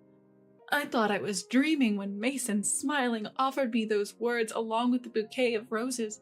I immediately said yes, and we embraced, public setting or not. I was thrilled by Mason's proposal, which felt like a scene from a drama. Little did I know then what Mason's true nature was. After getting engaged, Mason and I started to talk about practical matters concerning our marriage. First, there was the issue of our parents. Both Mason and I are only children, so we'd have to take care of our parents eventually. We decided each would look after their own parents, so we wouldn't burden each other. Next, we discussed whether to combine our incomes or not. I was okay with merging them, but Mason said, "We shouldn't rely too much on each other's income, so let's keep them separate." I agreed. Following that, we decided not to disclose each other's savings. We agreed to each contribute half to our living expenses. Other decisions included the number of children we'd like to have, the area where we'd live, and whether we'd opt for a standalone house or an apartment. There were many decisions to make, but I believed I could do anything if it meant spending my life with Mason. When we went to announce our engagement to father-in-law and mother-in-law, whom I'd met before and gotten along well with, that belief started to waver. As usual, mother-in-law and father-in-law welcomed me warmly with smiles and said, "Chloe, welcome." We entered the house, and due to the special occasion of announcing our engagement, I felt a bit nervous. In the living room, Mason, father-in-law, mother-in-law, and I took our seats. My in-laws happily congratulated us on our engagement. I was wondering when you two would get married. I'm relieved that you finally gotten engaged, mother-in-law said, and Mason chuckled shyly. I also felt my cheeks go red. While father-in-law and mother-in-law never stopped smiling at our youthful enthusiasm, something father-in-law said made me start questioning Mason. So, when are you planning to move in together? We need to prepare for the move too. You're not thinking of living in this house, are you? It'll get cramped when you have children. Huh? Move in together? My bewildered expression made father-in-law and mother-in-law puzzled as well. Only Mason looked a bit uncomfortable. Wait, what? Said mother-in-law, giving me a suspicious glance. Chloe is going to be financially supported by Mason, right? It's only natural that you live together. I did the same thing. Isn't that right, hun? Father-in-law nodded. Yeah, that's true. Mason chuckled awkwardly and muttered, sorry. This meant Mason hadn't told his parents anything about or discussed plans for married life. This was the first time I felt disbelief and disappointment in Mason for not communicating with his parents. The man I deeply loved and saw as a prince suddenly seemed unreliable. But I've heard that's what marriage is like. I suppose there are sides of Mason that only become visible after engagement. I started to explain to father-in-law and mother-in-law, convincing myself that this was all part of it. I don't plan on relying financially on Mason. I'm not quitting my job. And we've decided to individually take care of our own parents. Hold on, Chloe. You should reconsider. Sure, women are advancing in society, but Mason has a good salary. It would benefit the household. Isn't it heartless to care for your parents separately? We're both only children, and our parents are roughly the same age. We decided it'd be better to each care for our own parents, especially if they fall ill at the same time. Father-in-law and mother-in-law had complicated looks on their face, but I continued to explain with unwavering conviction. I didn't want to ruin my relationship with them, but I also wanted to live the married life Mason and I had agreed upon. I don't know Mason's income or savings, but considering where he works, I know he earns a decent wage. However, quitting my job isn't an option for me. Do you have such an important job, Chloe? I hesitated a bit, then nodded. Yes, actually, my dad runs a company that I'm supposed to take over in a few years. Father-in-law and mother-in-law were shocked. I was further disappointed in Mason for not informing them, as he knew about this. So do you have a higher income then? Because my parents own property, I own a few apartments in my name, so yes, I believe my income is higher than Mason's. I've been receiving a substantial income since 9th grade, thanks to the properties my dad transferred to me. I don't spend much, so I have more savings than Mason too. I had heard that men are intimidated by high-earning women, so I was actually relieved when we decided not to disclose our incomes. Mason knew I was studying hard to become a future CEO, but he was also shocked to find out about the apartments.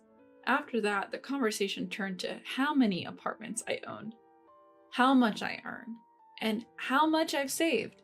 Even Mason joining in despite our prior agreement to keep those details private. That day, I somehow dodged a barrage of questions, not revealing my income or savings, and made it home. But Mason changed after that. He became increasingly interested in my finances.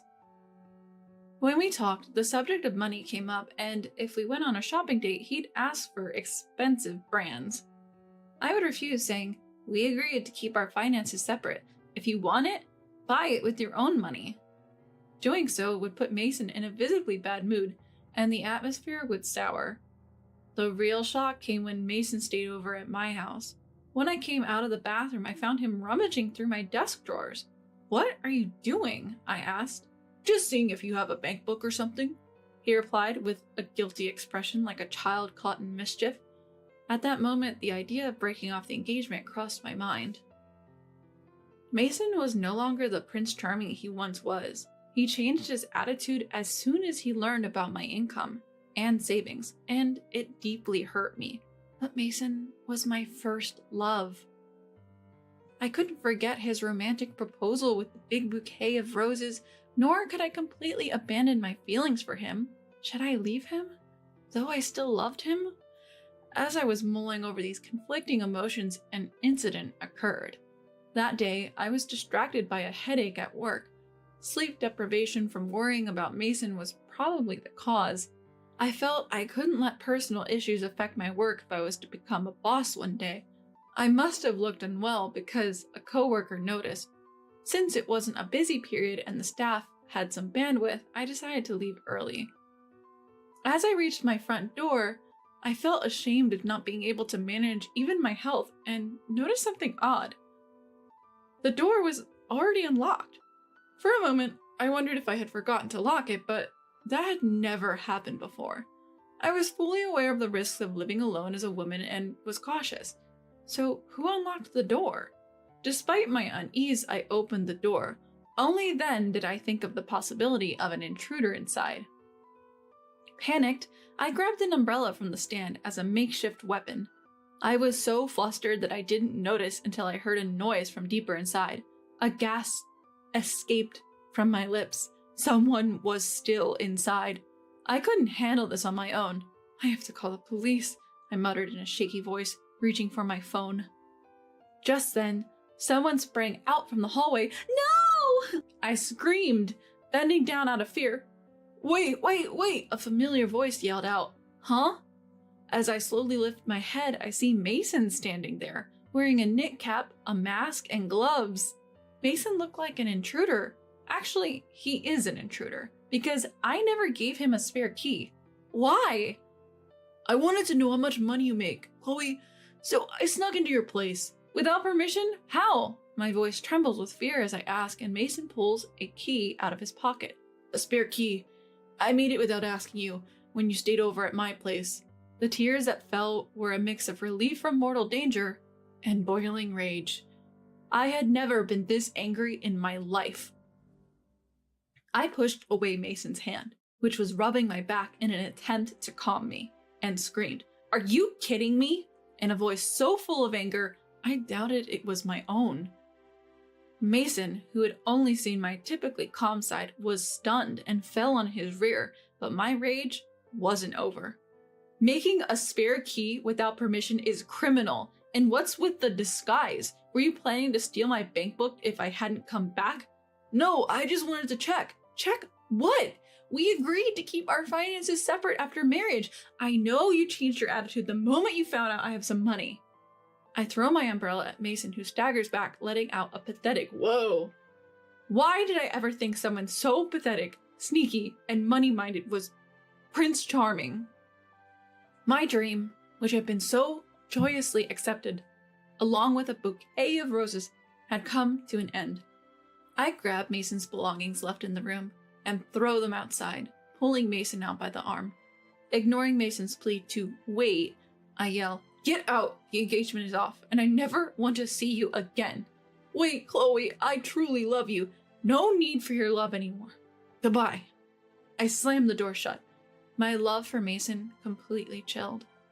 Everything goes surprisingly smooth as I check that my bank book is intact, explain the situation to my parents, and call my future in-laws. My future mother-in-law pleads, "Please don't sue Mason." I had no intention of doing so, so I coldly reply, "Cutting off ties is enough for me."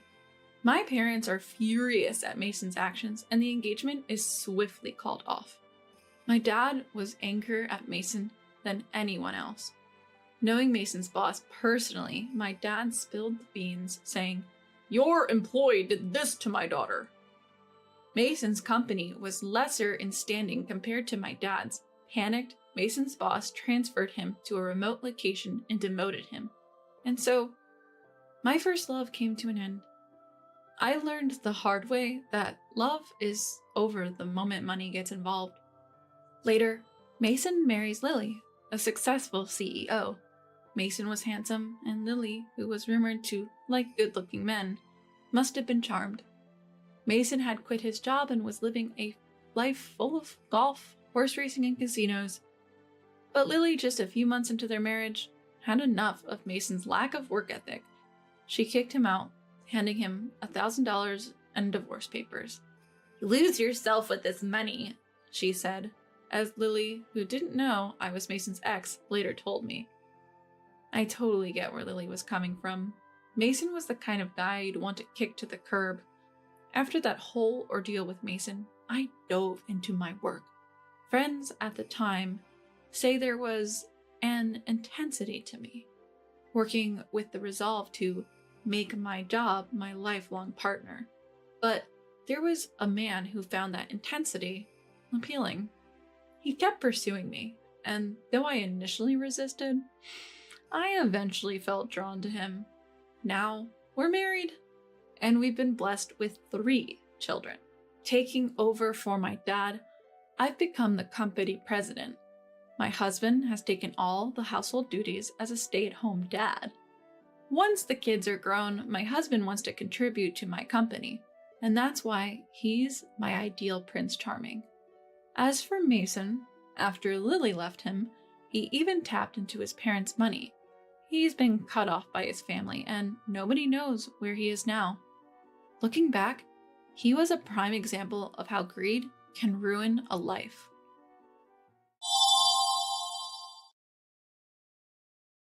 Would you mind not coming to our wedding or our new home? You'll just ruin the mood. If you don't like it, we can just divorce. Susie said this with a condescending look. Helen seemed flustered by Susie's attitude. It's just too much to treat your in-laws like that. She could at least be a bit more polite. What did we ever do to Susie? All we did was greet her with, "We hope to get along from now on." What was so wrong with that? Susie clearly has a lot of growing up to do. She needs to be set straight. My name is Clara, a 55-year-old housewife. I work and also manage the household. My husband and I have a son named Kellen. He's grown up to be a fine young man and now works at a top-tier company. After years of raising our child, I was enjoying a relaxed life with Lucien, who had retired a bit earlier than me. We sometimes reminisced about our younger days and felt the emptiness without Kellen, but it was a refreshing change. We were thoroughly enjoying our current life and were confident about the future. Then, some wonderful news came our way. Kellen had found someone he wanted to marry. She was a junior at his company and they had been dating for a few years. Our beloved son, whom we had raised with so much care, had found happiness. How could we not be overjoyed? He had already proposed and it seemed Susie had happily accepted. They wanted to formally introduce her to us. We were excited to meet the woman Kellen had chosen and even rearranged our plans and picked out nice outfits for the occasion. Surely, if Kellen chose her, she must be a wonderful person. She's probably sweet and very feminine. I was so excited to meet her that even my colleagues noticed, saying, "You seem to be in high spirits lately." Finally, the day of the introduction arrived. We waited in a private room at the designated restaurant when Kellen and a young, lovely woman walked in. She must be the woman he wants to marry. We began introducing ourselves. "Nice to meet you. I'm Susie. I've been dating Kellen." We introduced ourselves in return, nodding politely. The conversation flowed, discussing Kellen and Susie's past. Eventually, the topic shifted to work. "I would like to become a homemaker after we marry. I believe women should support their homes." "Oh, if you ever want to work, you should. I work too." "You work even though you're a mother-in-law?" Susie looked surprised and then displeased. Did I say something wrong? I think the idea that women should only be homemakers is outdated. Women can pursue careers now. Susie's face darkened even more. Kellen and Lucien both sensed the tension. What should I do? Was it wrong to express my opinion? I hesitated, and then Susie blurted out, "You must be so pitiful." "What?" I tilted my head, not understanding. Pitiful? Why would she say that? "Isn't it happier to be a homemaker, not having to work and just staying at home? It's easier than earning money. You probably weren't allowed to, right? So sad." That's not true. I'm very happy. My job is fulfilling.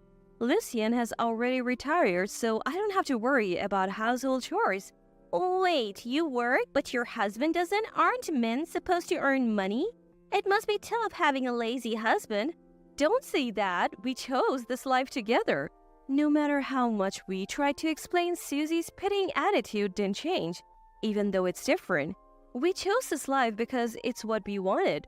Why do we have to be criticized like that? As I was feeling frustrated, Susie hurled even more hurtful words at us. Susie, enough is enough. Stop disrespecting my parents. Kellen intervened, clearly unable to stand the tension any longer. But Susie wasn't convinced. Why won't you understand me? I just said that because I felt sorry for your mom. What's wrong with that? She really is pitiful. The two began to argue in front of me. It's my fault. I shouldn't have said anything. Blaming myself, I watched the unfolding drama. I never thought Susie would be like this. I can't forgive you for saying that to my mom. We're calling off the engagement.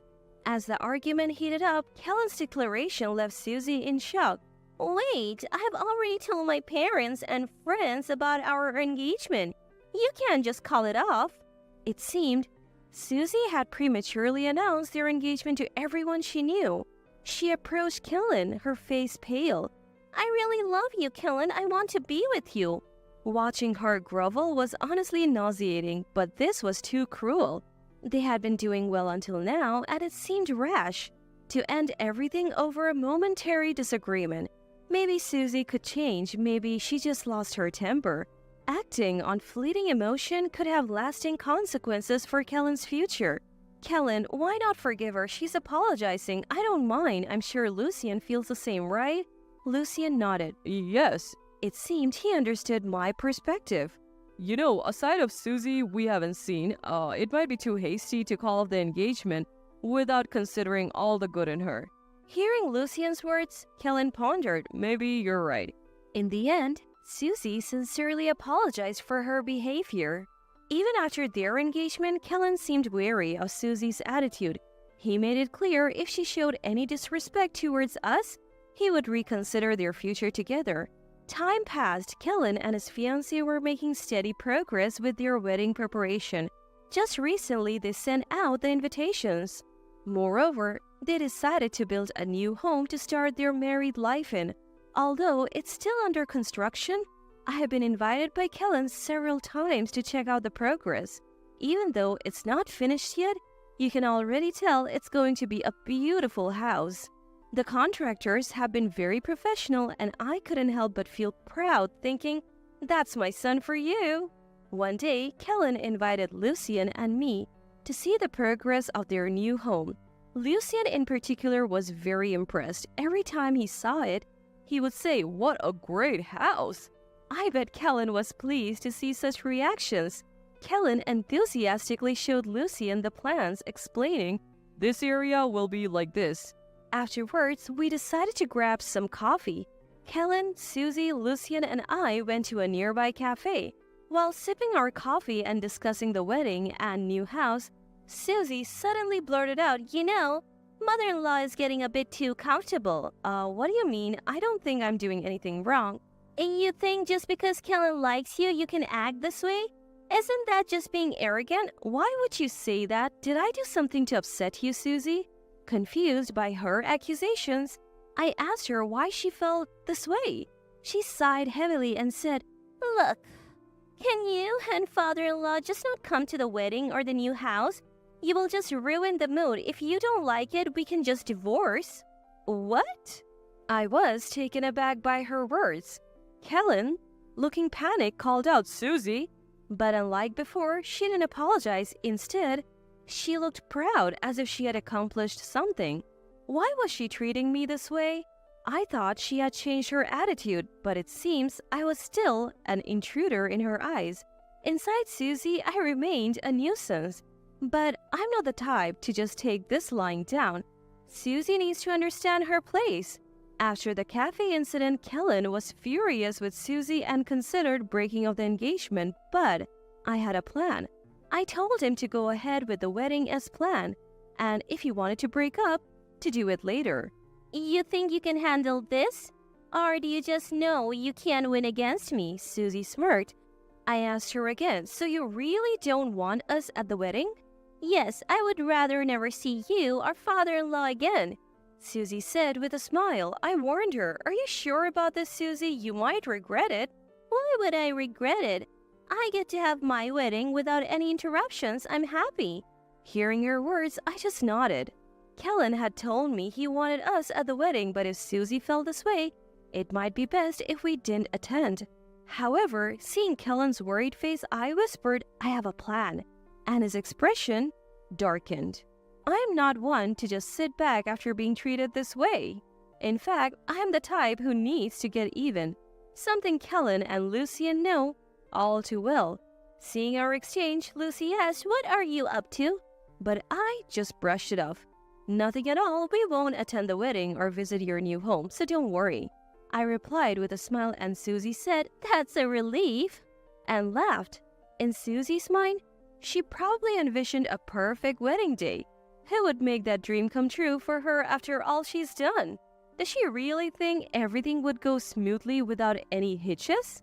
Is she living in a fantasy world? I had to hold back my laughter as I continued with the preparations for the wedding day. A few months later, the big day arrived. As promised, we didn't attend the ceremony. While relaxing at home, my phone suddenly rang. As expected, it was Susie. Mother-in-law, please come to the venue right now. Hurry! Susie sounded frantic. I almost laughed, thinking I knew this would happen, but held back and asked what happened. Susie then began to explain the situation at the wedding venue. As she entered the venue excited about her big day, she greeted each guest. However, almost every guest asked, where's Clara? Each time she was asked, Susie would reply, she's busy. But every time she said that, the guests seemed disappointed, as if they were genuinely saddened by my absence.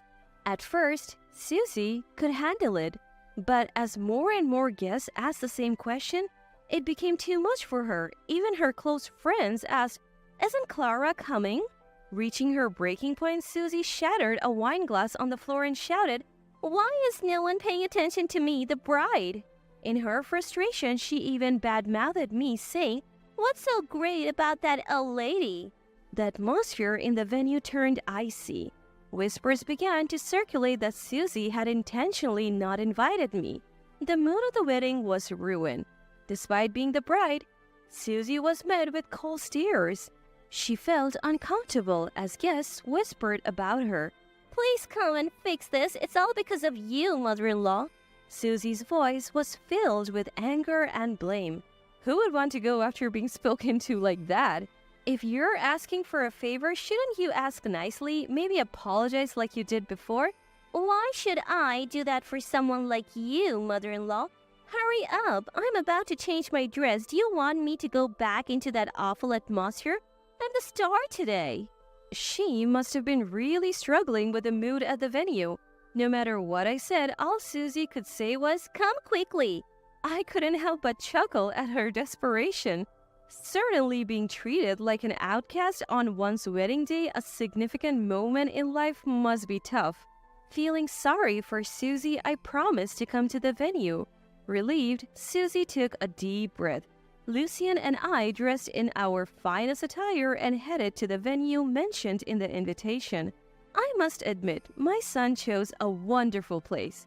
The venue's interior was neither too lavish nor too simple, making it very comfortable. As we arrived in the waiting room, Susie approached saying, you finally made it! Led by Susie into the hall, the moment the guests saw me, they flocked around. It's Clara, the real deal! It's an honor to see you. We thought we wouldn't see you today. Seeing the guests showering me with such admiration, Susie looked utterly bewildered. Why is everyone fussing over mother-in-law? I'm the bride today. One of the guests offered some advice, leaving Susie in shock. There is a reason I am so adored. I am the CEO of a major global corporate group. While Susie seemed unaware, I have been interviewed on TV and in magazines multiple times, making me quite famous domestically.